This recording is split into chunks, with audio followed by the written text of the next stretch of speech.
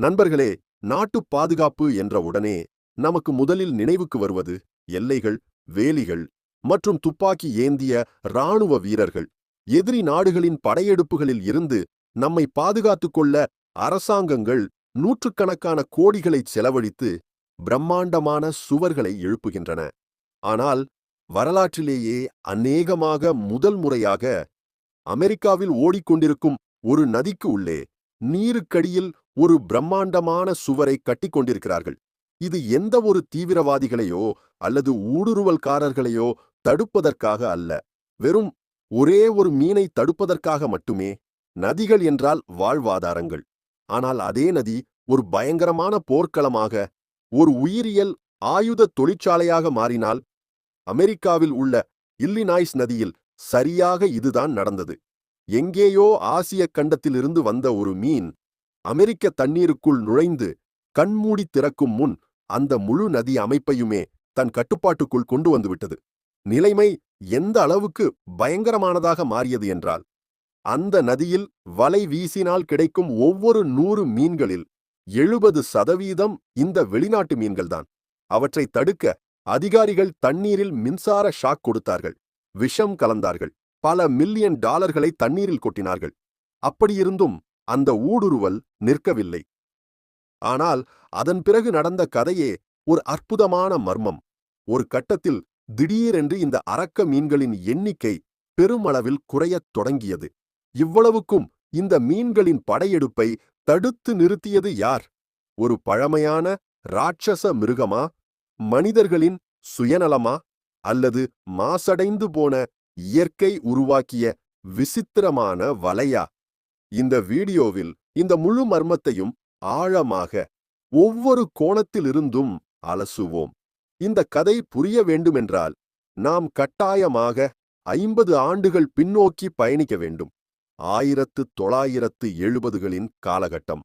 அமெரிக்காவின் தென்பகுதியிலுள்ள மீன் வளர்ப்பாளர்களுக்கு எதிர்பாராத ஒரு பெரிய பிரச்சனை வந்து சேர்ந்தது. அவர்களின் குளங்கள் எல்லாம் அதிகப்படியான பாசிகளால் நிரம்பி மாசடைந்து கொண்டிருந்தன. அந்த பாசிகளை சுத்தம் செய்வதற்கு அவர்களுக்கு மலிவான, எளிமையான ஒரு தீர்வு தேவைப்பட்டது. அப்பொழுதுதான் அவர்களின் கண்கள் சீனாவின் பக்கம் திரும்பின. அங்கிருந்து நாள் முழுவதும் பாசிகளை மட்டுமே சாப்பிடும் ஒரு சிறப்பான மீனை கொண்டு வந்தார்கள். அதுதான் ஏசியன் கார்ப். சில மீன்களை அந்த குளங்களில் விட்டால் போதும், தண்ணீரெல்லாம் கண்ணாடி போல மாறிவிடும். ஆரம்பத்தில் இந்த திட்டம் அற்புதமாக வேலை செய்தது. விவசாயிகளுக்கு இது ஒரு மேஜிக் போல தோன்றியது. ஆனால் இயற்கையை நாம் எப்போதும் முழுமையாக கட்டுப்படுத்த முடியாது. வெள்ளம் வந்தபோது எதிர்பாராத விதமாக சில ஏசியன் கார்ப் மீன்கள் அந்த குளங்களிலிருந்து தப்பித்து திறந்த வெளிநதிகளுக்குள் சென்றடைந்தன. அவ்வளவுதான். வெறும் 10 ஆண்டுகளில் மிசிசிப்பி நதி படுகை முழுவதுமே இவற்றின் சந்ததியால் நிரம்பிவிட்டது. அங்கிருந்து இல்லினாய்ஸ் நதிக்குள் நுழைந்து தங்கள் ஆதிக்கத்தை தொடங்கின. இந்த மீன்கள் எப்படி பெருகுகின்றன என்று தெரிந்தால் நீங்கள் ஆச்சரியப்படுவீர்கள். ஒரு பெண் ஏசியன் கார்ப் மீன் ஒரு சீசனில் லட்சக்கணக்கான முட்டைகளை இடும். சில நேரங்களில் நேரடியாக 10 லட்சத்துக்கும் மேல். இப்பொழுது அந்த நதியில் உள்ள லட்சக்கணக்கான பெண் மீன்கள் அனைத்தும் ஒரே நேரத்தில் அதே வேலையை செய்தால் அந்த நதியின் நிலைமை என்னவாகும் என்று ஒருமுறை கற்பனை செய்து பாருங்கள். இது ஒரு உயிரியல் வெடிப்பு. இவை வெறும் முட்டையிடுவது மட்டுமல்ல, அரக்கர்களைப் போல சாப்பிடும் குணமும் கொண்டவை. சில்வர் கார்ப் என்ற வகை மீன் தனது வாயை திறந்து கொண்டு நீந்தியபடியே தண்ணீரிலுள்ள நுண்ணுயிரிகளை, அதாவது பிளாங்டனை வடிகட்டி அப்படியே முழுங்கிவிடும். இந்த பிளாங்டன் என்பது ஒவ்வொரு உள்ளூர் மீனுக்கும் பிறந்தது முதலே மிகவும் தேவையான அடிப்படையான உணவாகும். இந்த ஏசியன் கார்ப் மீன்கள் உணவு சங்கிலியின் அடிப்பகுதியில் உள்ள உணவை மொத்தமாக முன்கூட்டியே பறித்து கொண்டதால் மேலே உள்ள உள்ளூர் மீன்களுக்கு உணவு கிடைக்காமல் பசியால் வாடத் தொடங்கின. உதாரணமாக கிசாட் ஷாட் என்ற ஒரு உள்ளூர் மீனை எடுத்துக்கொள்வோம். இதுவும் பிளாங்டனைத்தான் சாப்பிடுகிறது. அந்த நதியில் உள்ள பாஸ், கேட் ஃபிஷ் போன்ற பெரிய மீன்கள் இந்த ஷாட்டை சாப்பிட்டுத்தான் உயிர் வாழ்கின்றன. அதாவது அந்த முழு நதி அமைப்பமே இதன் மீதுதான் சார்ந்துள்ளது. எப்போது இந்த கார்ப் மீன்கள் வந்தனவோ, இந்த ஷார்ட் மீன்களுக்கு உணவு கிடைக்காமல் மெலிந்து படிப்படியாக மறையத் தொடங்கின. பிக் மவுத் பஃபேலோ என்ற மற்றொரு அரிய உள்ளூர் இனத்தின் நிலைமையும் இதுதான். சில வருடங்கள் கழிவதற்குள் கார்ப் மீன்கள் அந்த நதிக்கே ராஜாக்களாகிவிட்டன. 1 கிலோமீட்டர் தண்ணீரில் 1200 கார்ப் மீன்கள் நெருக்கி அடித்துக் கொண்டிருந்தன. வலை வீசினால் போதும், கார்ப் கார்ப் கார்ப். 100 கார்ப் மீன்களுக்கு நடுவில் உயிருக்காக போராடிக் கொண்டிருக்கும் ஒரே ஒரு உள்ளூர் மீன்தான் கிடைக்கும். இது மட்டுமல்ல, இந்த சில்வர் கார்ப் இன்னொரு பயங்கரமான காரியத்தையும் செய்கிறது. அது காற்றில் பறக்கிறது. ஏதாவது படகின் மோட்டார் சத்தம் கேட்டதுமே இவை தீவிரமான அச்சத்திற்கு ஆளாகின்றன. 10 பவுண்டு எடையுள்ள இந்த மீன்கள் சுமார் 10 அடி உயரத்திற்கு காற்றில் ராக்கெட் போல சீறி பாய்ந்து வரும். நீங்கள் படகில் மணிக்கு 30 மைல் வேகத்தில் அமைதியாக சென்று கொண்டிருக்கும்போது பவுலிங் பந்து அளவுக்கு இருக்கும் ஒரு கல் போன்ற மீன் நேராக வந்து உங்கள் முகத்தில் மோதினால் எப்படி இருக்கும் என்று கற்பனை செய்து பாருங்கள். அமெரிக்க அரசாங்கத்திடம் இப்படிப்பட்ட விபத்துக்களின் பட்டியல் ஒன்று உள்ளது. கண்கள் வீங்கி போவது, முகத்து எலும்புகள் உடைவது, செதில்கள் பட்டு தோல் கிழிவது, மூளைக்கு பலத்த காயங்கள் ஏற்படுவது. படகில் இருப்பவர்கள் உண்மையில் என்ன நடந்தது என்று தெரிந்து கொள்வதற்கு முன்பே கீழே விழுந்த சம்பவங்கள் பல உண்டு. இந்த மோசமான நிலைமையை பார்த்துக்கொண்டு இல்லினாய்ஸ் அரசாங்கத்தால் அமைதியாக இருக்க முடியவில்லை. அதற்கு ஒரு வலுவான மூலோபாய மற்றும் பொருளாதார காரணம் இருந்தது. இல்லினாய்ஸ் நதி வடக்கு நோக்கி சிகாகோ நகரத்திற்கு பாய்ந்து அங்கிருந்து மனிதர்கள் வெட்டிய ஒரு கால்வாய் வழியாக நேராக லேக் மிச்சிகனில் கலக்கிறது. லேக் மிச்சிகன் என்பது அமெரிக்காவிலுள்ள மிகவும் புகழ்பெற்ற கிரேட் லேக்ஸ்களில் ஒன்றாகும். அது கிட்டத்தட்ட 4 கோடிக்கும் அதிகமான மக்களுக்கு குடிநீரை வழங்குகிறது. வருடத்திற்கு $5 பில்லியன் மதிப்புள்ள, அதாவது நமது கரன்சியில் சுமார் 40,000 கோடி ரூபாய் மதிப்பிலான மீன் வளத்திற்கு அது ஆதாரமாக உள்ளது. ஒருவேளை இந்த ஏசியன் கார்ப் மீன்கள் அந்த ஏரிக்குள் நுழைந்துவிட்டால் இல்லினாய்ஸ் நதியை அழித்ததைப் போலவே அந்த கிரேட் லேக்ஸ்களையும் முற்றிலுமாக அழித்துவிடும். அந்த நீர் சாம்ராஜ்யத்தையும் தங்கள் கட்டுப்பாட்டுக்குள் கொண்டு வந்துவிடும். அதனால்தான் அரசாங்கம் தண்ணீரை போல பணத்தை செலவழித்தது. 2002இல் ஆர்மி கார்ப்ஸ் படையினர் லேக் மிச்சிகனுக்கு 37 மைல் தொலைவில் ஒரு கால்வாய்க்குள் எலக்ட்ரிக் தடுப்பை ஏற்படுத்தினார்கள். மின்சார ஷாக் கொடுத்து அவற்றை பின்னோக்கி அனுப்புவதே இதன் நோக்கம். அதன் பிறகு அதை மேலும் விரிவுபடுத்தி ஜோலியட் அருகில் பிராண்டன் ரோட் என்ற இடத்தில் நேரடியாக $1.5 பில்லியன் செலவில் நீருக்கடியில் குமிழிகளாலான சுவர்கள், அண்டர் வாட்டர் ஸ்பீக்கர்கள் மற்றும் மின்சார அமைப்புகளை நிறுவினார்கள். எத்தனை பில்லியன் பணத்தை செலவழித்தாலும் கார்ப் மீன்களின் மக்கள் தொகை மட்டும் மனிதர்கள் அவற்றை வெளியே எடுக்கும் வேகத்தை விட 100கணக்கான மடங்கு வேகமாக பெருகிக்கொண்டே இருந்தது. அந்த எல்லை ஊடுருவல் கொஞ்சமும் நிற்கவில்லை. சரியாக அப்போதே விஞ்ஞானிகளுக்கும் மக்களுக்கும் ஒரு புதிய யோசனை தோன்றியது. 100கணக்கான கோடிகளை செலவழித்து கான்கிரீட் சுவர்களை கட்டுவதை விட அந்த நதியில் இயற்கையாக வாழக்கூடிய வேறு ஏதாவது ஒரு பெரிய மிருகத்தை கொண்டு வந்து இவற்றை ஓசியாகவே சாப்பிடச் செய்தால் எப்படி இருக்கும்?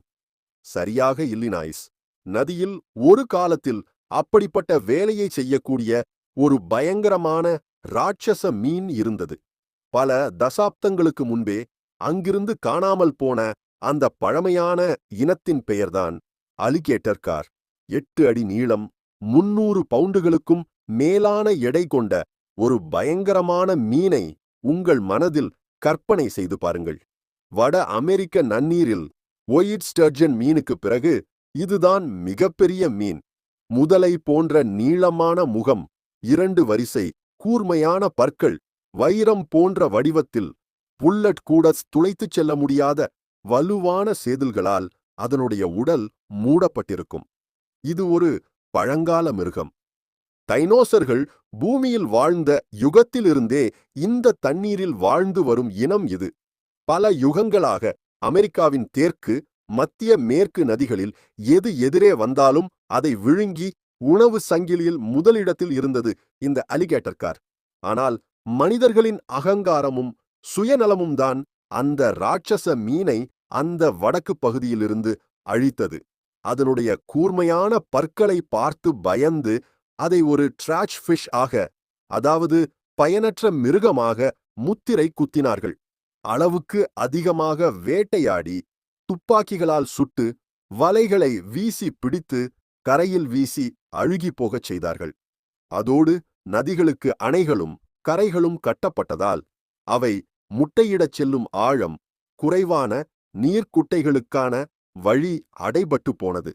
அப்படி ஒவ்வொரு மாநிலத்திலிருந்தும் அவை அழிந்து கொண்டே வந்தன.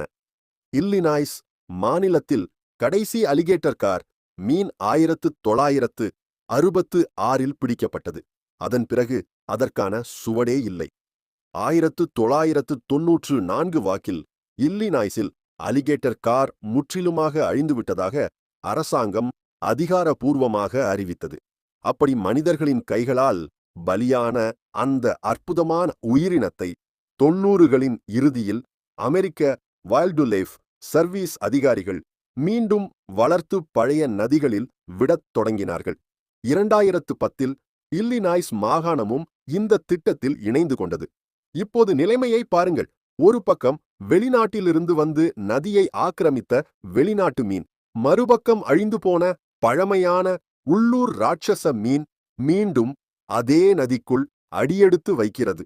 இதை பார்த்து மக்கள் ஒரு கணக்கு போட்டார்கள்.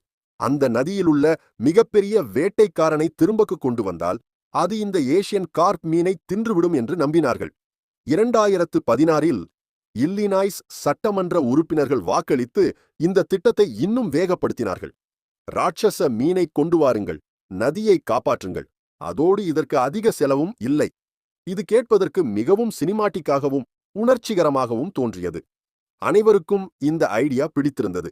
ஆனால் அந்த மீன்களை வளர்த்து நதியில் விட்ட விஞ்ஞானிகளுக்கும் உயிரியலாளர்களுக்கும் மட்டும்தான் உண்மையான நிலவரம் தெரியும்.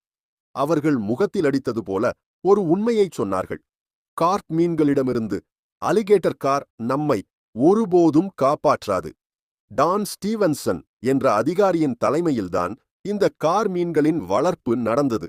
அவர் மிகத் தெளிவாகச் சொன்னார், இந்த பழமையான மீன்களை நதியில் விடுவதற்கும் ஏசியன் கார் பிரச்சனைக்கும் எந்தவித சம்பந்தமும் இல்லை என்று. அழிந்து போன ஒரு அற்புதமான உள்ளூர் மீனை மீண்டும் உயிர்ப்பிப்பது மட்டும்தான் தங்களின் நோக்கம் என்று அவர் விளக்கினார். இதன் பின்னணியில் உள்ள அறிவியலை புரிந்து கொண்டால் அவர் வார்த்தைகளில் உள்ள உண்மை நமக்கு தெளிவாக விளங்கும். 2010 2013 வரை இல்லினாய்ஸ் அரசாங்கம் சுமார் 6000 அலிகேட்டர் கார்களை நதியில் விட்டது. அவற்றில் பலவும் சிறு வயதிலேயே இறந்துவிட்டன. வெறும் 1500 மீன்கள் மட்டுமே உயிருடன் தப்பின. இப்போது அந்த 1500 மீன்களை நூற்றுக்கணக்கான கோடி எண்ணிக்கையில் உள்ள கார்ப் மீன்களோடு ஒப்பிட்டுப் பாருங்கள். நூற்றுக்கணக்கான மைல் நீளமுள்ள நதியில் வெறும் சில ஆயிரம் கார் மீன்கள் இருப்பது என்பது எரிந்து கொண்டிருக்கும் பெரிய கட்டடத்தின் மீது ஒரு சிறிய வாளி தண்ணீரை தெளிப்பதைப் போன்றது. இது மட்டுமல்ல, முழுமையாக வளர்ந்த ஒரு அலிகேட்டர் கார் கூட மக்கள் எதிர்பார்த்த அளவுக்கு உணவை சாப்பிடவில்லை. சில்வர் கார்ப் என்பது மிக வேகமாக 1 அடி நீளத்திற்கு வளரக்கூடியது. கார் மீனின் வாய் முதலையைப் போல நீளமாக இருந்தாலும் அது ஒரு குறிப்பிட்ட அளவு வரைக்கும் தான் திறக்கும். கார்ப் மீன்கள் பிறந்து சில மாதங்கள் வரை சிறியதாக இருக்கும்போது மட்டுமே கார் அவற்றை விழுங்க முடியும். அதன் பிறகு கார்ப் மீனின் அளவு பெரியதாகி கார் மீனின் வாய்க்குள் நுழைய முடியாத அளவுக்கு பெரிதாகி பாதுகாப்பாக நீந்திச் சென்றுவிடும். அதாவது ஒரு முட்டையிடும் சீசனில் பிறந்த சில குஞ்சுகளை மட்டுமே காரால் கொல்ல முடியும். அதனால் ஆக்கிரமிப்பு நிற்காது. இதில் விசித்திரமான விஷயம் என்னவென்றால், விஞ்ஞானிகள் இந்த உண்மையை மீண்டும் மீண்டும் சொன்னாலும் மக்கள் அதை கேட்க தயாராக இல்லை. ஒரு பழமையான ராட்சச மிருகம் திரும்பி வந்து வெளிநாட்டு ஆக்கிரமிப்பாளர்களை சாப்பிட்டுவிடும் என்ற கதை மக்களுக்கு நன்றாகவே கனெக்ட் ஆகிவிட்டது. ஊடகங்களும் அதை அப்படியே புரோமோட் செய்தன. மீன் வளர்ப்பவர்கள் இது தவறு என்று எத்தனை முறை அடித்துச் சொன்னாலும் ஒரு சலிப்பான அறிவியல் உண்மையை விட ஒரு அற்புதமான ராட்சச கதையே மக்களின் மூளைகளில் ஆழமாக பதிந்துவிட்டது. அப்படி எல்லாரும் ஆசை வைத்திருந்த ராட்சச மீன் ஒரு மாயையாகவே மிஞ்சிவிட்டது. அந்த நதியை கார் மீன் சுத்தம் செய்யவில்லை. ஆனால் இங்கே யாருமே எதிர்பாராத ஒரு பெரிய ட்விஸ்ட் இருக்கிறது. ஸ்டார் டு ராக் பகுதியில் உண்மையிலேயே கார்ப் மீன்களின் எண்ணிக்கை பெருமளவில் குறையத் தொடங்கியது. ஆண்டுக்கு ஆண்டு அந்த எண்ணிக்கை வீழ்ச்சியடைந்தது. அந்த செய்தி உண்மைதான். ஆனால் அதற்கும் போஸ்டர்களில் இருந்த அந்த பழமையான மீனுக்கும் எந்தவித சம்பந்தமும் இல்லை. அப்படியென்றால் அந்த கார்ப் மீன்களை விரட்டியடித்தது யார்? இங்கேயேதான் கதைக்குள் யாருமே கற்பனை செய்திராத 2 புதிய சக்திகள் வந்தன. அதில் முதலாவது முதலாளித்துவம், அதாவது கேபிட்டலிசம். இல்லினாய்ஸ் அரசாங்கம் ஒரு அற்புதமான மாஸ்டர் பிளானை வகுத்தது. அந்த மீன்களை பிடிப்பவர்களுக்கு பணம் கொடுக்கத் தொடங்கியது. வணிக ரீதியாக மீன் பிடிக்கும் மீனவர்களுக்கு வலைகளை கொடுத்து அவர்கள் பிடித்து வரும் ஒவ்வொரு கார்ப் மீனுக்கும் ஒரு பரிசை அறிவித்தது. பிடித்து வரப்படும் ஒவ்வொரு பவுண்டு எடைக்கும் பணத்தோடு சேர்த்து கூடுதலாக இன்னொரு 10 சென்ட்களை போனஸாகவும் கொடுத்தது. இதனால் மீனவர்கள் இரவு பகலாக கஷ்டப்பட்டு வேட்டையாடத் தொடங்கினார்கள்.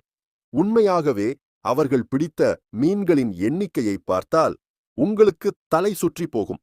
சுமார் 15 வருட காலத்தில் வெறும் இல்லினாய்ஸ் நதியிலிருந்து மட்டுமே 50 மில்லியன் பவுண்டுகள் கார்ப் மீன்களை வெளியே எடுத்தார்கள். மாநிலத்திலுள்ள அனைத்து நீர்நிலைகளையும் சேர்த்தால் அந்த எண்ணிக்கை நேரடியாக 78 மில்லியன் பவுண்டுகளை எட்டியது. இது சாதாரண விஷயமல்ல. ஆனால் 78 மில்லியன் பவுண்டுகள் மீன்களை வெறும் தூண்டில் போட்டு பிடிப்பது சாத்தியமில்லை. அதனால்தான் மீனவர்கள் சீனாவிடமிருந்து ஒரு ட்ரிக்கை காப்பியடித்தார்கள். அதை யூனிஃபைட் மெத்தட் என்று அழைப்பார்கள். தண்ணீரின் மீது வலைகளை விரித்து படகுகளின் மேலிருந்து குச்சிகளால் சத்தமாக ஒலி எழுப்பி அந்த மீன்களை பயமுறுத்துவார்கள். அவை பயத்தால் ஒரே திசையை நோக்கிச் செல்லும்படி செய்து அந்த மீன்கள் அனைத்தையும் ஒரு சிறிய வலைக்குள் தள்ளிக்கொண்டே சென்று அடைத்து பேக் செய்வார்கள். அதன் பிறகு அந்த மொத்த வலையையும் கிரேன்களின் உதவியோடு மேலே இழுப்பார்கள். ஒரே ஒரு ஆபரேஷனில் இல்லினாய்ஸ் நதியிலிருந்து 7,50,000 பவுண்டுகள் கார்ப் மீன்களை ஒரே அடியாக பிடித்தார்கள். அவர்கள் எவ்வளவு புத்திசாலித்தனமாக யோசித்தார்கள் என்றால், அந்த கார்ப் மீன்களையே அவற்றின் சொந்த இனத்திற்கு எதிராக ஒரு உளவாளியைப் போல மாற்றினார்கள். சில மீன்களை பிடித்து அவற்றுக்கு ஒரு சிறிய ரேடியோ டிரான்ஸ்மிட்டரை பொருத்தி மீண்டும் நதியிலேயே விடுவார்கள். இயல்பாகவே கார்ப் மீன்கள் எப்போதுமே ஒரு கூட்டமாகத்தான் தெரியும். அதனால் இந்த டிரான்ஸ்மிட்டர் உள்ள மீன் நேராகச் சென்று தனது கூட்டத்தோடு சேர்ந்துவிடும். அந்த சிக்னலை வைத்து படகுகள் நேரடியாக அந்த கூட்டத்தின் அருகில் சென்று அனைத்தையும் வலையால் இழுத்துவிடும். நதியில் நூற்றுக்கணக்கான கோடிகளை போட்டு சுவர் கட்டுவதை விட இந்த வலைகளை வீசுவது ஏன் சிறந்தது என்பதை ஆய்வாளர்கள் தெளிவாக கூறுகிறார். ஆக்கிரமிப்பின் முன்பகுதியில், அதாவது சிகாகோவுக்கு மிக அருகில் இருந்த பெரிய மீன்களை மீனவர்கள் முதலில் டார்கெட் செய்தார்கள். முட்டையிடும் முதிர்ந்த மீன்களை அங்கேயே அழித்துவிட்டால் அடுத்த தலைமுறை பிறக்கும் முன்பே நின்றுவிடும். இதற்கு பிறகு இல்லினாய்ஸ் அரசாங்கம் இன்னொரு விசித்திரமான பரிசோதனையை செய்தது. பிரச்சனையை நீங்களே சாப்பிட்டு விடுங்கள் என்று மக்களிடம் வந்தது. உண்மையில் கார்ப் மீன் சாப்பிடுவதற்கு மிகவும் சுவையாக இருக்கும். வெள்ளை நிற இறைச்சியோடு குறைந்த அளவு பாதரசம் கொண்டு உடம்புக்கு மிகவும் நல்லது. ஆனால் கார்ப் என்ற பெயரை கேட்டதுமே மக்களுக்கு அது ஒரு குப்பையான மீன் என்ற ஃபீலிங் வந்துவிடும். அதனால்தான் 2022 மாநில அரசாங்கம் சுமார் $6 லட்சம் செலவழித்து அந்த மீனின் பெயரையே மாற்றிவிட்டது. அவற்றின் எண்ணிக்கை பெருமளவில் இருந்ததால் அதற்கு கோபி என்று கமர்ஷியலாக பெயர் வைத்தார்கள். 21 பிரபலமான செஃப்களை களத்தில் இறக்கி ரெஸ்டாரண்ட் மெனுக்களில் கோபி பர்கர்கள், கோபி டாக்கோஸ் போன்றவற்றை அறிமுகப்படுத்தினார்கள். இந்த மார்க்கெட்டிங் யுக்தி அற்புதமாக வேலை செய்தது. ரெஸ்டாரண்ட்கள் கோபி மீன்களை கேட்டால் மீனவர்கள் அவற்றை பிடித்து வருவார்கள். இதனால் நதியில் அவற்றின் எண்ணிக்கை ஆட்டோமேட்டிக்காக குறைந்துவிட்டது. இனி யாருமே கற்பனை செய்திராத 2வது காரணத்தை பற்றி பேசுவோம். இதுதான் இந்த ஆவணப்படத்திலேயே மிகவும் ஆச்சரியமான விசித்திரமான ஒரு விஷயம். அதுதான் சிகாகோ நகரம் உருவாக்கிய பயங்கரமான மாசடைவு. ஆமாம், ஒரு காலத்தில் மனிதர்கள் செய்த மாசுபாடே இப்போது அந்த கார்ப் மீன்களை தடுத்து நிறுத்துகிறது. இல்லினாய்ஸ் நதி வழியாக பயணித்த கார்ப் மீன்கள் லேக் மிச்சிகனுக்கு சுமார் 50 மைல் தொலைவிலேயே நின்றுவிட்டன. 10 ஆண்டுகளுக்கும் மேலாக அவை அந்த எல்லையை தாண்டவே இல்லை. இது ஏன் நடந்தது என்று தெரிந்து கொள்வதற்காக இல்லினாய்ஸ் பல்கலைக்கழக குழு 2024இல் ஒரு சோதனையை செய்தது.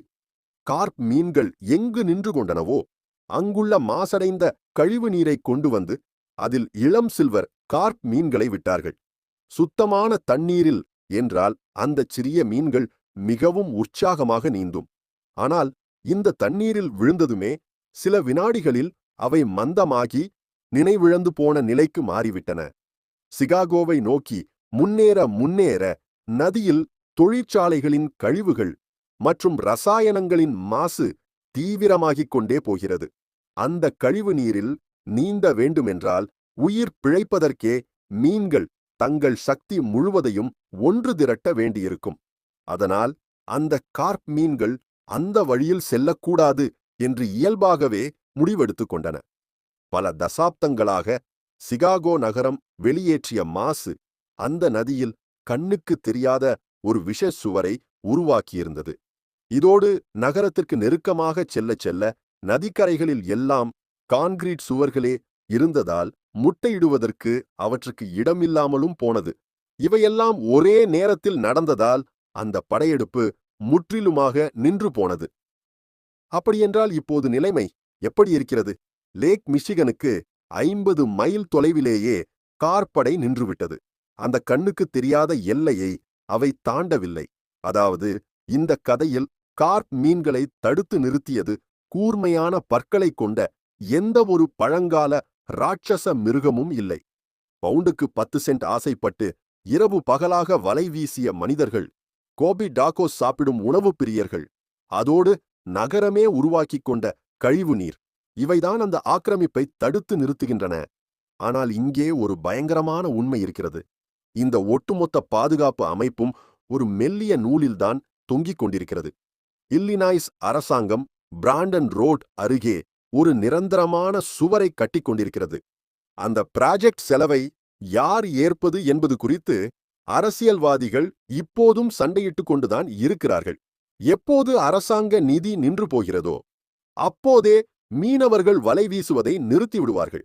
யாராவது ஒருவர் பணம் கொடுக்கும் வரைக்கும்தான் இந்த பாதுகாப்பு அமைப்பு நிலைத்திருக்கும். கார்ப் மீன்கள் நதியை விட்டு முழுமையாக போய்விடவில்லை. கீழ் இல்லினாய்ஸ் நதி இன்னமும் அவற்றின் கட்டுப்பாட்டில்தான் உள்ளது.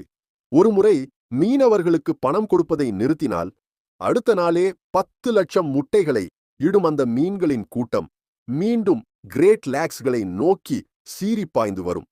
அதனால்தான் அந்த பிரம்மாண்டமான ப்ராஜெக்ட் நிறைவடைவது மிகவும் முக்கியம்.